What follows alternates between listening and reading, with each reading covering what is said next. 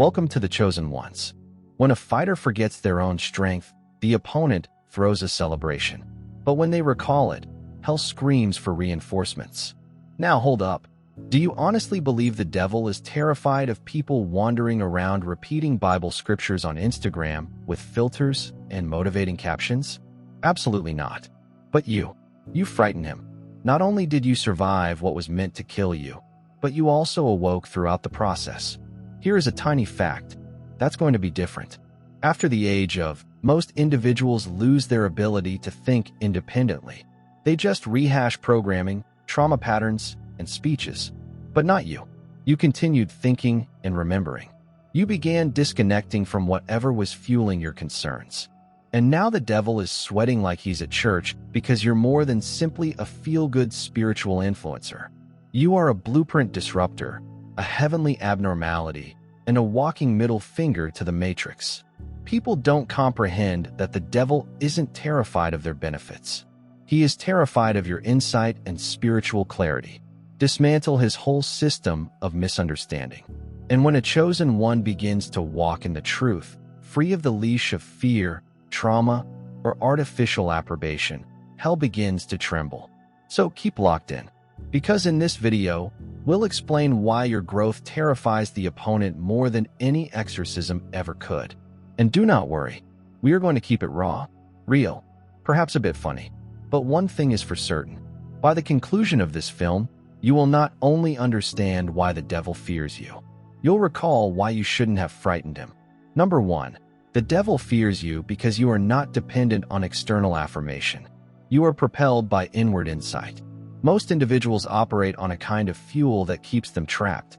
The desire to be liked, noticed, and continually informed. You are doing fantastic. That is how the adversary maintains power over the vast majority of the planet. He doesn't even have to send a demon their way. All he needs to do is dangle a little attention in front of them, and they'll sell their work, their principles, or even their soul to keep the audience cheering. That is how simple it is to influence someone who is dependent on external affirmation. But that's precisely where you differ. You ended the addiction. You've stopped needing praise to feel like you're accomplishing anything worthwhile. You stopped asking for permission to talk, exist, be courageous, and be genuine. You began following your own internal compass. And it was that silent transition that caused you to become a spiritual issue. Because you are no longer programmable. You're unpredictable, and you're not simple to govern. The opponent fears those who cannot be swayed by cheap praise. Why? Because if you're not impacted by people cheering, you won't be wrecked by their booing. That is power. Real power. This is when you become spiritually hazardous. When your identity is so deeply entrenched in truth that no trend, rumor, treachery, or silence can shake you off track. You have your own rhythm, flow, and the personal discovery you're navigating through.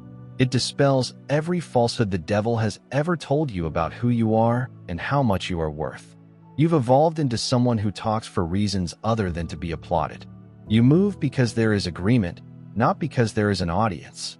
And this degree of authenticity is like acid to the enemy's kingdom, because the whole control system is designed to keep people seeking, asking, and performing. And here you are, free, focused, and untouchable.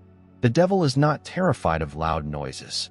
He is terrified of those who have nothing to prove and everything to bear. That's you.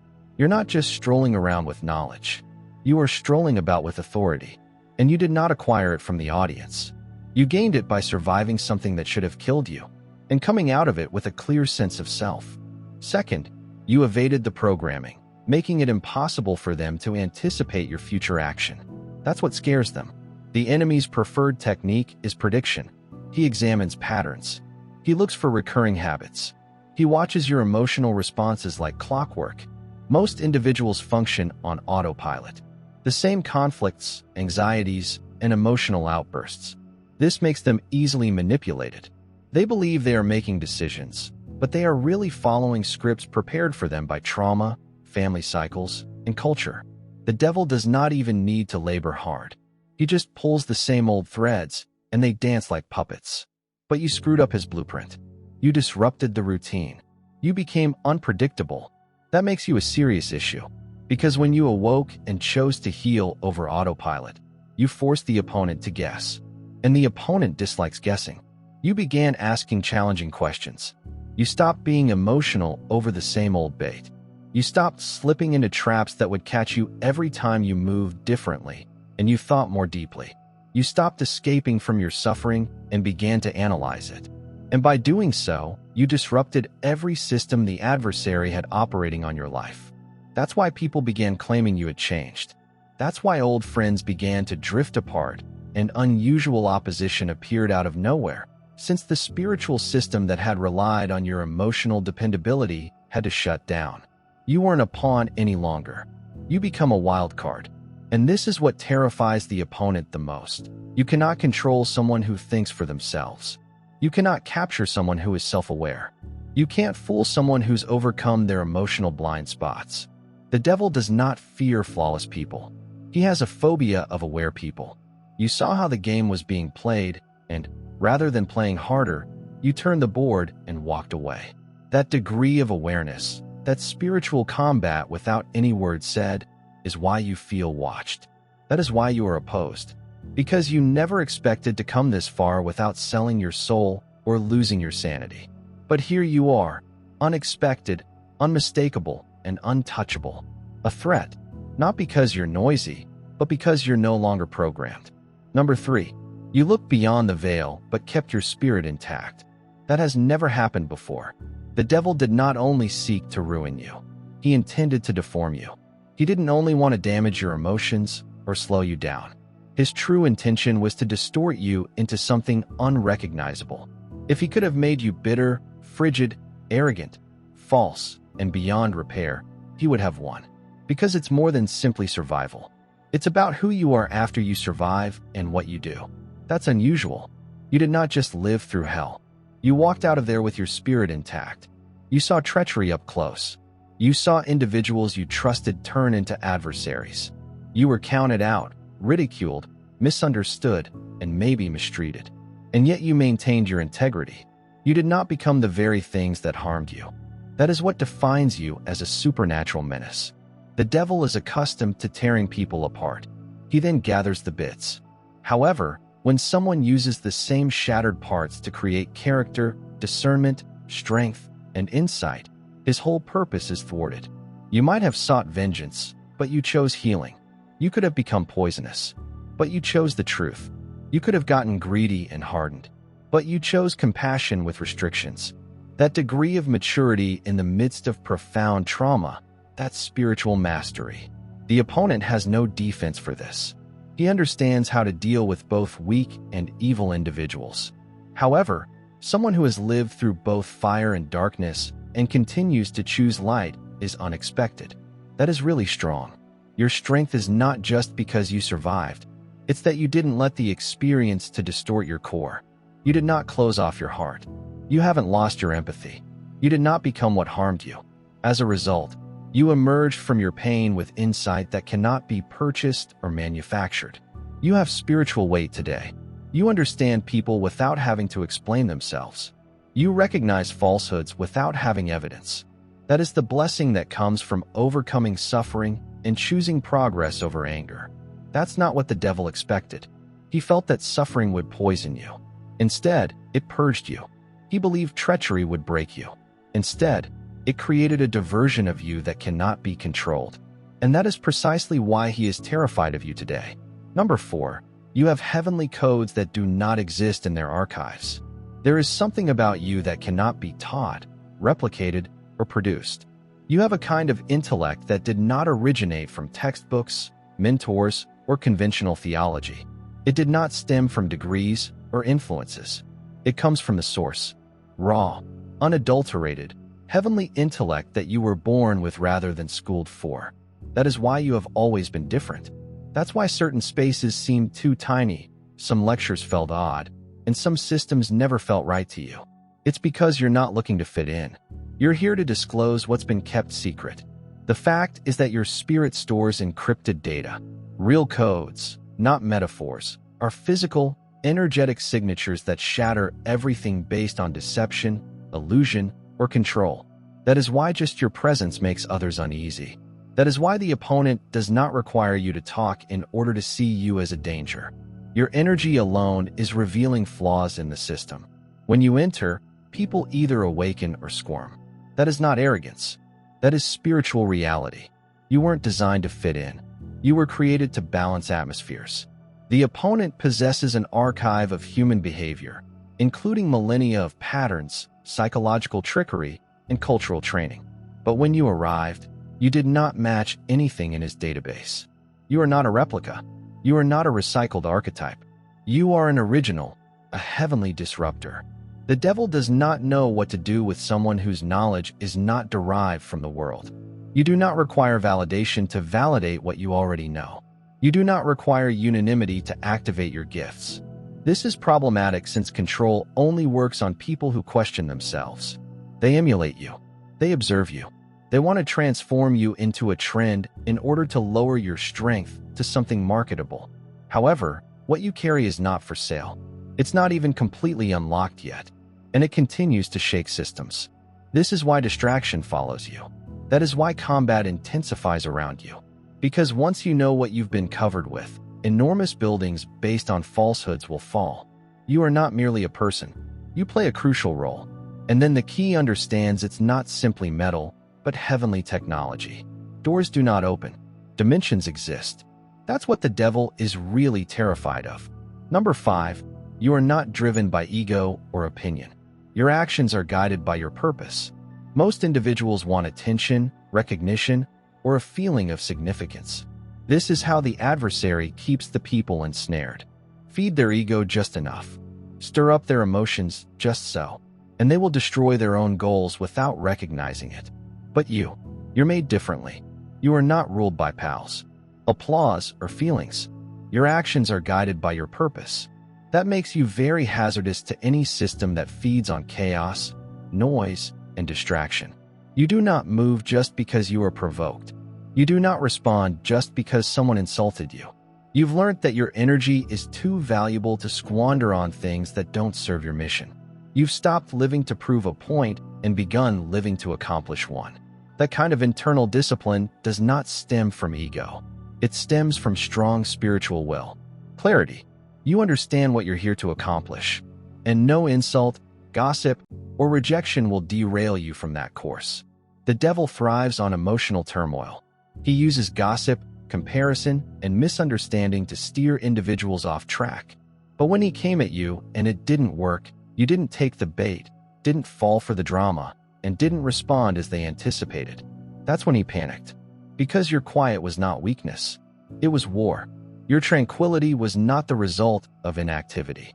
It was a strategy, and that is a spiritual flex. Most individuals lack the maturity to sustain. You understand how uncommon it is for someone to stroll in full knowledge while remaining calm, to be lied to and not respond, to be neglected while delivering exceptional results. That isn't only spiritual progress. That is divine control. You are not being swayed by impulse. You are being guided by insight. You aren't here to be liked. You are here to be effective. And as you become more concentrated on impact, a picture, the opponent loosened his grasp. Nothing he sends can now drag you out of harmony. You've made peace. Your tranquility and limits are no longer a response. Their assignment is. That's why you walk differently, talk differently, move differently. You aren't a performer in this world. You are a planted one on a mission. That is why your health has been constantly monitored. Number 6, you refuse to hate back. And it is the ultimate power play.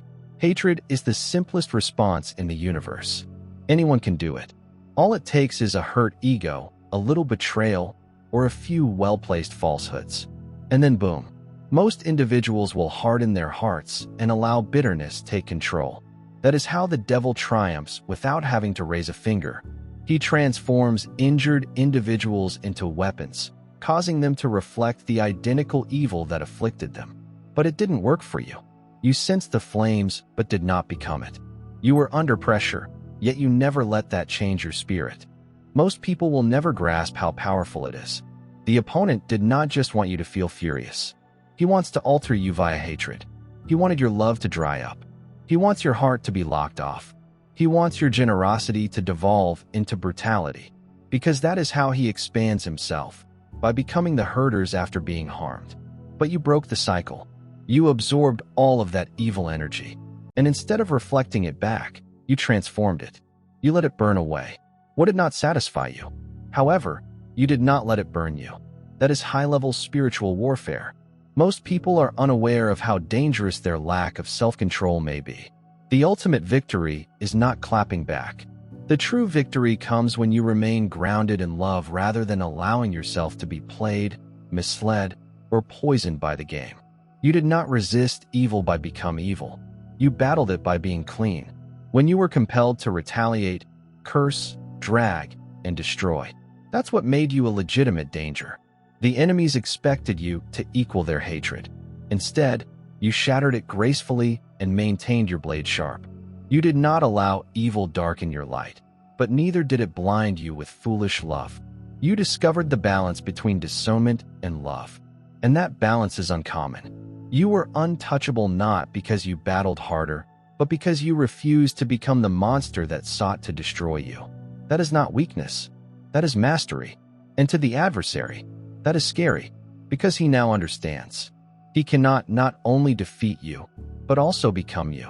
Number 7. You act as a mirror, revealing people's dark sides. This is why they can't stand you. Some folks do not detest you. They despise what you stimulate in them. When you show up, their vulnerabilities become more apparent. Their masks start to slip. Their delusions aren't as comfy. You haven't spoken anything, yet they're already uptight, defensive, and perhaps even violent. This isn't because you did anything wrong. That is because you are carrying a light load. Light reveals everything. Hide in the shadows. You're not wandering around checking folks. You are not criticizing them, but your mere presence confronts them. Why? Because you are genuine. Realness is a kind of spiritual pressure. The opponent lives on performance. He creates phony identities, friendships, and surface-level lifestyles. And then you arrive. Authentic, grounded, and clear. You don't strive to outshine anybody, but your inner light automatically discloses who has been faking it the whole time. People who continue to lie to themselves cannot abide being around someone who lives truthfully. It feels like being exposed, like a mirror. They didn't ask for a spotlight on all the pieces they've been concealing for years. And the devil cannot endure it. Because when you go into a room, people either level up or react aggressively. That is spiritual radiation. Your aura convinces them of what their ego guards and creates conflict. That's why people keep switching up on you. That's why you may walk in love and yet be misunderstood. You are not initiating the war, but your presence indicates that one is already raging inside them. That is what they mean by the devil knows who to use. Because damaged individuals with underlying darkness become ideal candidates for demonic influence, particularly when someone like you enters the scene. Your light doesn't just glow. It shakes everything up. Your peace reveals their disarray. Your discipline demonstrates their inconsistencies. Your humility nullifies their performance. And since you mirror what they aren't ready to confront, you become a problem they can't identify. So they blame you, call you arrogant, intense, and scary. But it is never truly about you. It's all about what you trigger, since darkness despises being seen. And you are a walking revelation. Number 8. You rebuilt your DNA via pain, and it cannot be reversed. Suffering has the ability to either mutate or mature you, and the devil was banking on mutations. His aim wasn't just to shatter your heart. It was to transform your spiritual DNA into something harsh, reactive, and irreversibly ruined. He intended the abuse, rejection, and loss to erase your identity. But you did something unusual. You alchemized it. You did not let it mold you. You rebuilt yourself from the inside out. Every heartache becomes a document in your spiritual archive. Every treachery resulted in intelligence. You began detecting patterns. You stopped asking for affection and instead looked for loyalty. You stopped dreading isolation and began utilizing it as a laboratory while they were attempting to break you. You were saving every experience and used it as code to improve your spiritual system. You passed through fire and came out fireproof. And it wasn't luck. That was purposeful survival. You took choices throughout your pain that most people can't understand. You did not just weep through the agony. You studied it. You monitored the enemy's moves, identified your own weaknesses, rewired your emotional reactions, and rebuilt your internal architecture. You revised your subconscious agreements. You have adjusted your spiritual permissions, and the type of alteration that cannot be reversed. You are no longer merely a successful individual. You are someone who has rebuilt yourself. Your spirit does not respond as it used to. You don't fall for the same illusions. You do not unlock doors without first verifying spiritual qualifications. This is what makes you encrypted. Now, not paranoid, not closed off, yet secure. Nothing enters your sphere unless your discernment permits it. The adversary is terrified by this degree of sovereignty because he can no longer influence something he cannot decipher. You are no longer a set pattern of trauma reactions. You are a bespoke system that has been rewritten via divine pain and spiritual wisdom. You don't just survive. You work differently. You are not just protected by grace. You are encrypted by experience. That's why the devil lost access. Not because he gave up, but because you advanced above his programming abilities. You did not just break the spell. You altered the code. Number 9, you understand your triggers. So the devil can't deceive you with familiar suffering anymore. The devil once held you on a leash. And the leash was not sin. It was unhealed pain. He did not have to submit any new difficulties. All he had to do was repeat the same wound, guilt trip, and emotional bait. Dressed up as affection, he'd send a familiar face with the same old energy, and you'd repeat the cycle. Not because you were weak, but because you hadn't yet figured out your own emotional pattern.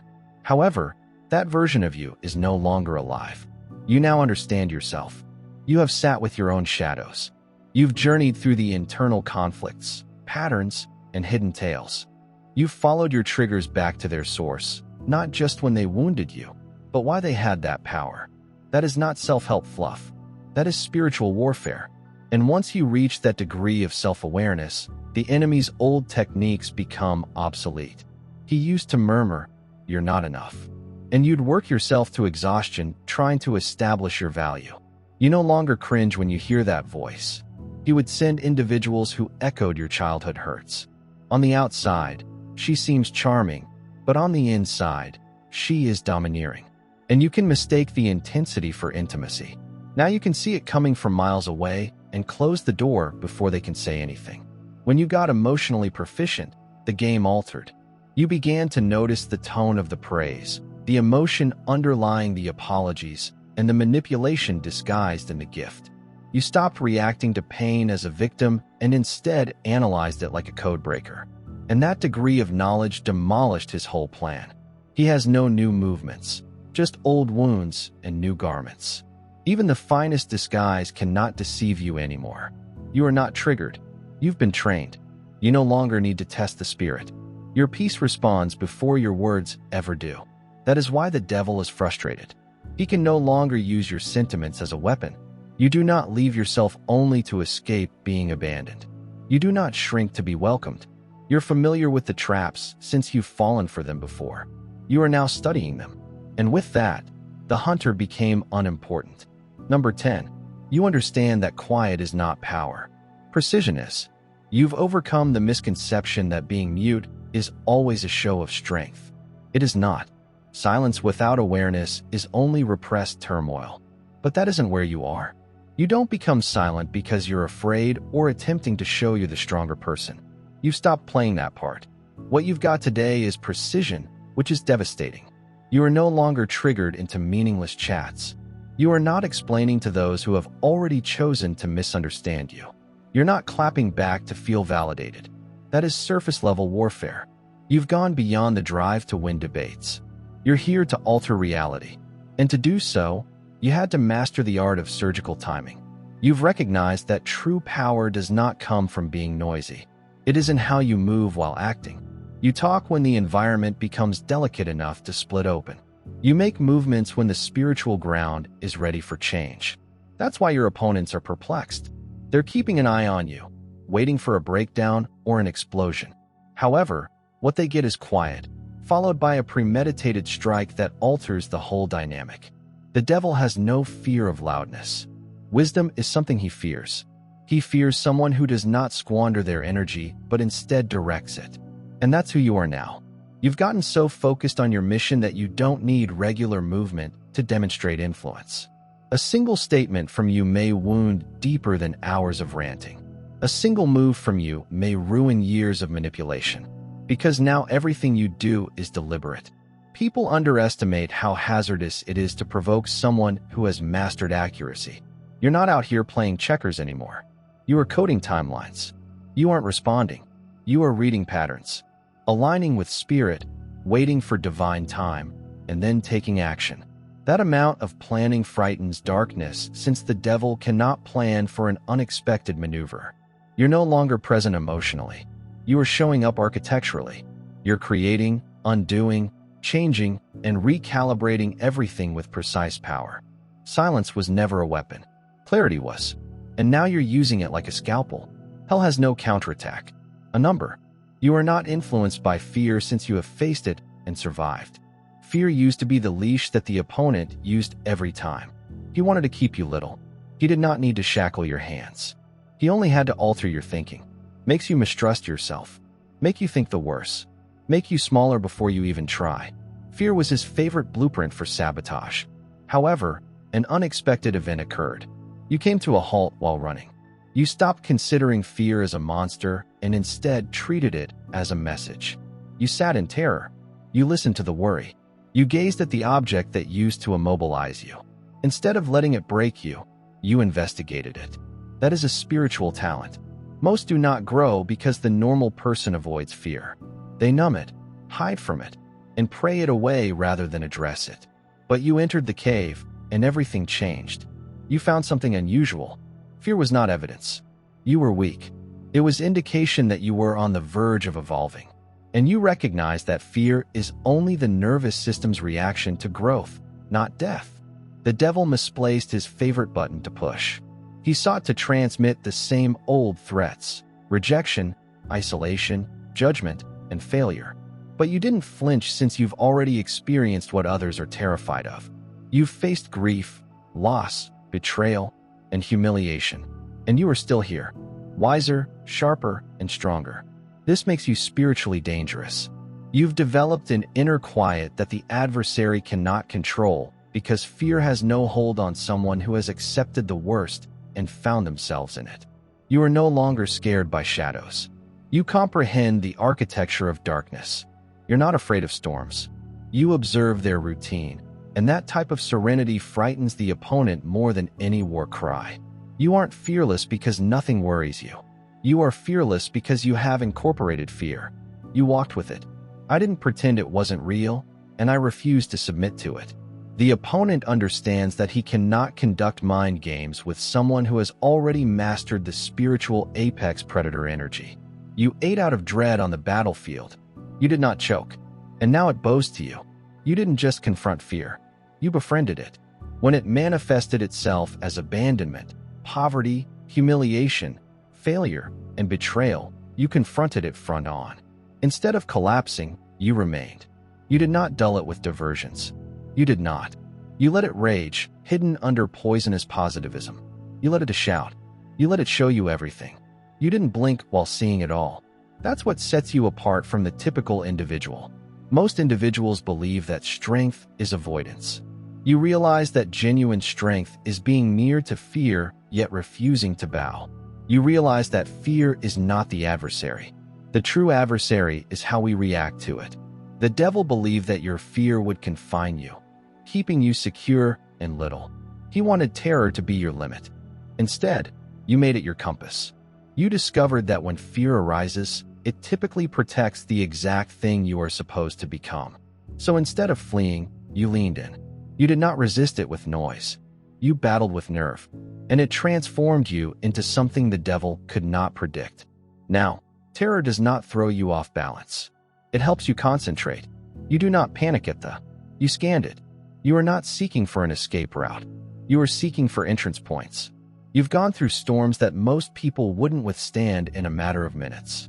You've experienced evenings when the weight of sadness and bewilderment might have smothered your spirit. But you sat there, breathing anyhow.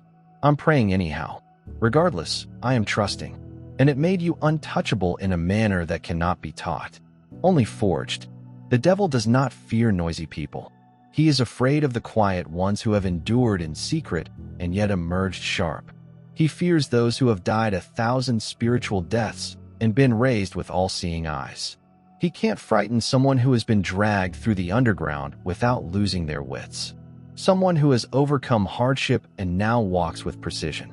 That's why nothing surprises you anymore. You've eaten with dread. Instead of letting it eat you alive, you harnessed its force and turned it into armor. A number. You are spiritually affluent, and this cannot be purchased or controlled. You possess a sort of riches that cannot be sold, copied, or hacked. It's the kind of riches that does not stem from connections or power. It is your profound affinity with the divine that makes you dangerous in a society that relies on selling illusions.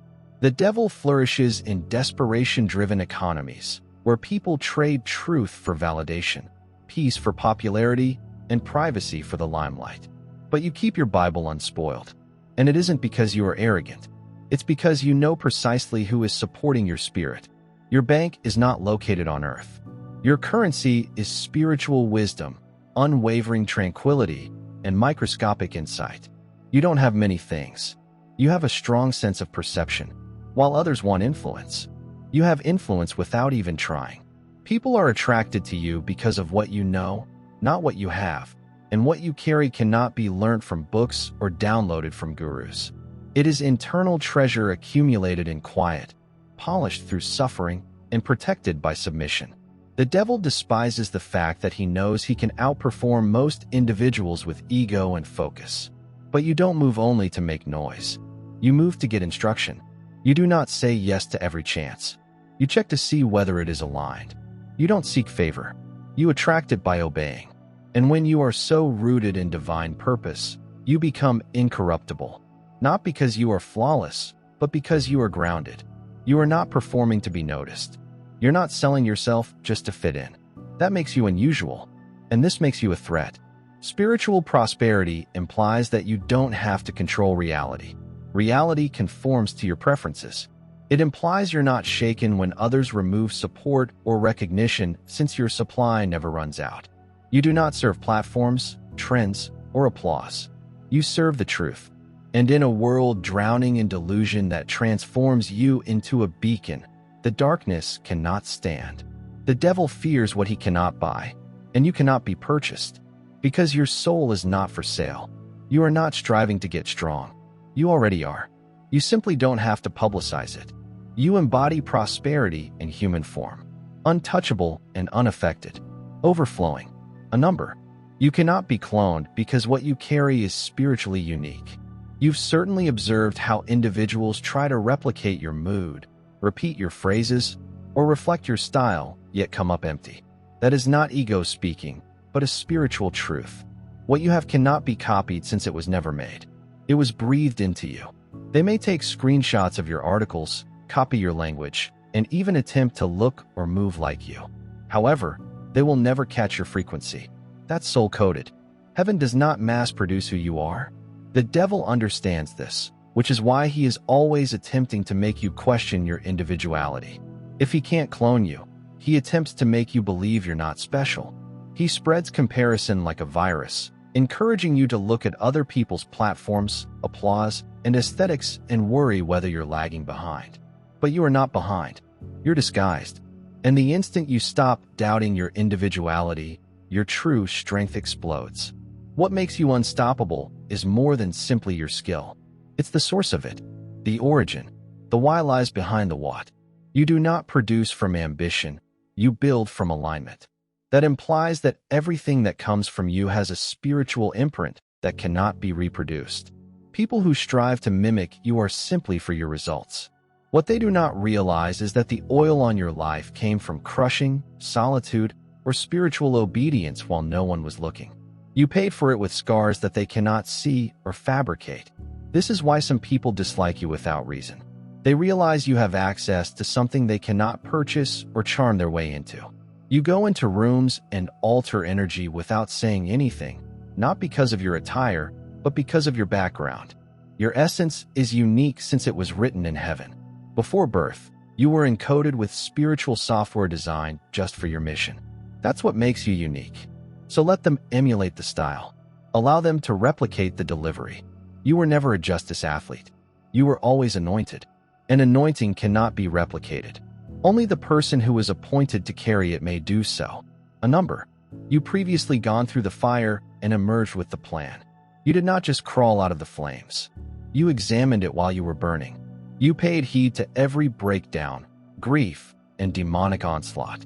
Despite the pain of betrayal, you managed to take notes as others screamed for escape. You were gathering data. And now that you are out, you have more than just a witness. You've got a template. This is what makes you so dangerous. The devil wasn't just attempting to break you. He was attempting to remove you before you realized how strategic your grief really was. Because once you recognized that everything you went through had an architectural component, you stopped seeing yourself as a victim and began behaving like a builder. You now know more than simply how to escape. You know how to plan the departure. That's scary for the adversary. One cured person is already a danger, but a healed person has the potential to lead others to freedom. That is a spiritual revolutionary.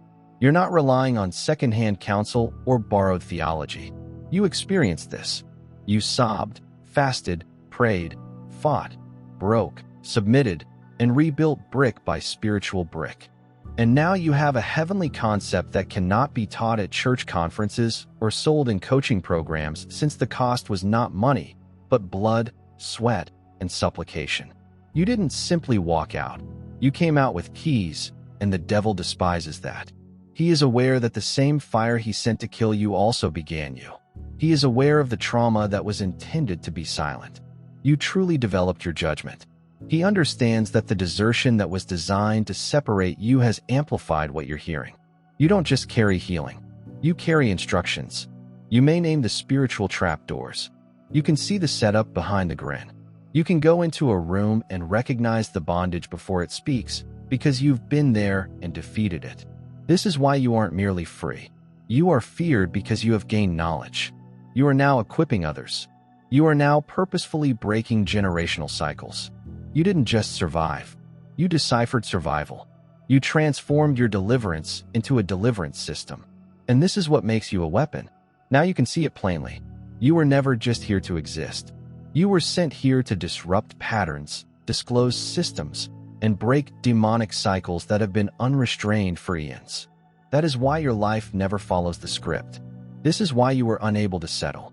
That's why the assaults were unrelenting, focused, and often came from those who were meant to love you.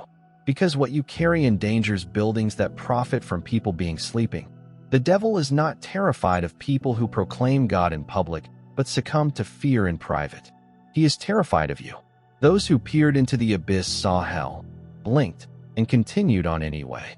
He is scared of the soul that survived. Not only the fire, but the stillness that followed, the loneliness, the questioning, and the gradual rebuilding of oneself. Because once you've been through it, you don't need the earth to corroborate what heaven already has. Every assault targeted your blueprint. Every delay was designed to improve your clarity. Every betrayal was intended to cause you to lose your power. But you didn't. You stayed listening even when no one was speaking. You continued praying even though nothing was moving. You maintained healing even while others criticized your progress. And now you're not simply carrying survival. You carry strategy. You have templates, keys, understanding, and a presence that convinces without effort. You are a live contrast to the myth that suffering triumphs. This is why they are watching you. Why do they emulate you? Why do they whisper your name as if it were dangerous? Because it is.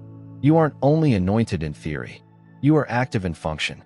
Your spiritual riches renders you untouchable. Your clarity makes you unexpected. Your objective makes you incorruptible. And your brilliance turns you into a mirror.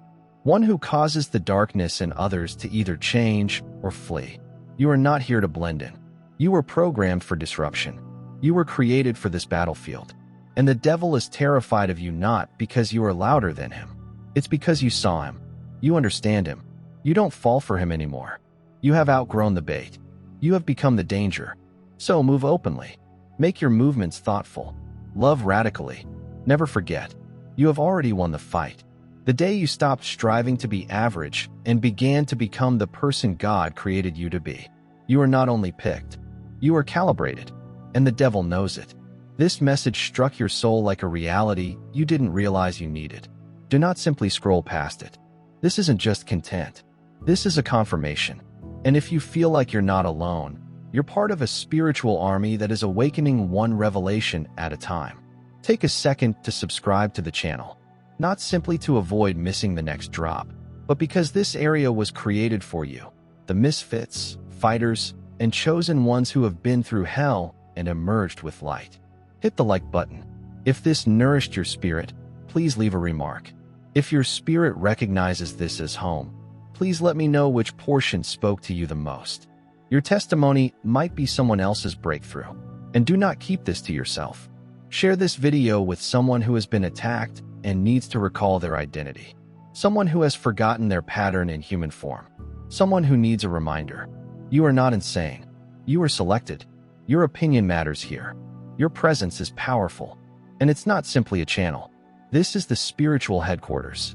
So be locked in, aligned, and dangerous, because we're just getting started. Subscribe, like, comment, and share to show the enemy you did not give up. You activated. God bless you.